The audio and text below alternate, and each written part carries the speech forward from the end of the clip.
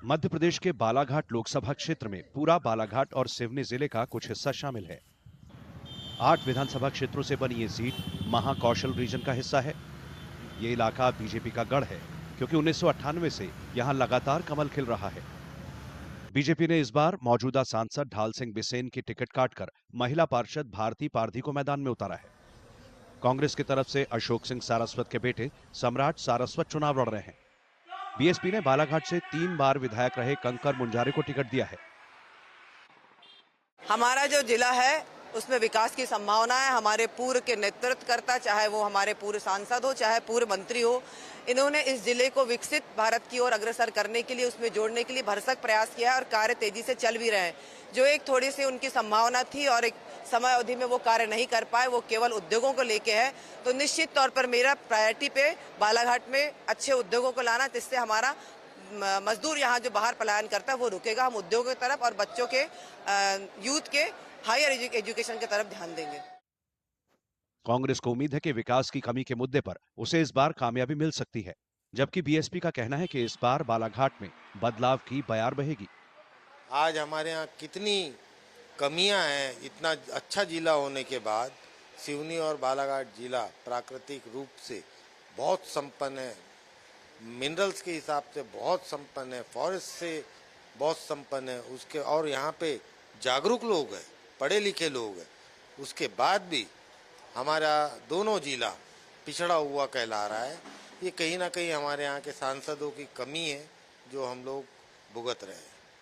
बहुत अच्छा फीडबैक है, जनता का अच्छा समर्थन मिल रहा है और बदलाव चाह रही जनता।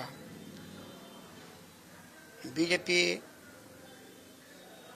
की सरकार जो है वो कोई अच्छा काम नहीं कर रही, इसलिए लोग गुस्से में हैं, नाराजगी में हैं, हटाना चाह रही सरकार को। भारती पारधी को मैदान में उतारकर बीजेपी ने ओबीसी और महिला वोटों को हासिल करने का लक्ष्य तय किया है।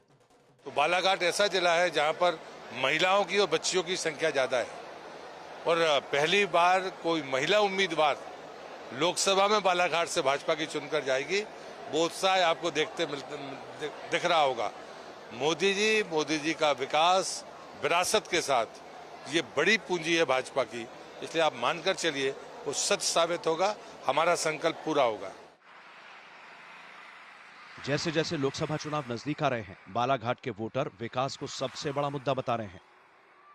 हालांकि कुछ वोटर ये भी मानते हैं कि जाति संबंधी विचारधारा कभी-कभी विकास संबंधी मुद्दों पर हावी हो जाती है।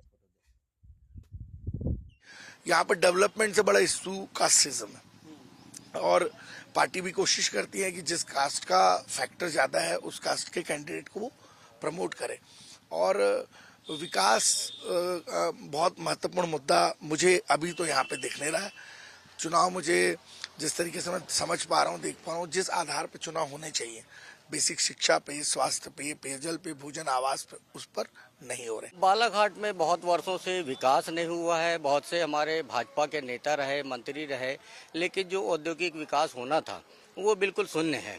यहाँ पे जीरो विकास पे सारा चीज चल रहा है और ये जो प्रत्याशी बीजेपी ने खड़ी करी है तो मोदी जी की लहर है, जीतना इनको निश्चित है, लेकिन फिर भी जिले के विकास को इन लोगों ने बहुत बदतर कर दिया है। हमारे पड़ोसी जो दूसरे आप जिले देख सकते हैं, जैसे गोंदिया है, वहाँ अदानी का पावर प्लांट है, बहुत सारी औद्योगिक नीतियाँ उनकी आगे बढ़ी है। छिंदवाड़ा जिला है, उसमें भी विकास हुआ है, तो यहाँ पे कोई विकास नहीं हुआ है। कुछ वोटर कहते हैं कि उन्हें सही प्रतिनिधि चुनना होगा, जिससे कि उनके हक की आवाज संसद में गूंज सके। बालाघाट में अभी जो डबल मनी का बीच में जो मुद्दा आया था, इसमें जो कुछ लोगों के जो पैसे गए हुए हैं कहीं ना कहीं, तो ये इसकी भी जांच होनी चाहिए। और बालाघाट में सांसद तो बने हैं, लेकिन बालाघाट का कोई माननीय प्रहलाद पटेल जी को छोड़कर कोई केंद्रीय मंत्री नहीं बन पाया है। तो इसलिए ये प्रयास रहेगा कि जो भी सांसद बने, यहाँ बालाघाट की पूरी बातें यहाँ दिल्ली में जाने के लिए केंद्रीय मंत्री का भी होना अति आवश्यक है। 2019 के लोकसभा चुनाव में बीजेपी ने मध्य प्रदेश की 29 में से 28 सीटों पर जीत हासिल की थी। मध्य प्रदेश की 29 सीटों के लिए 19 अप्रैल से 13 मई तक 4 चरणों में वोट डाले जाएंगे।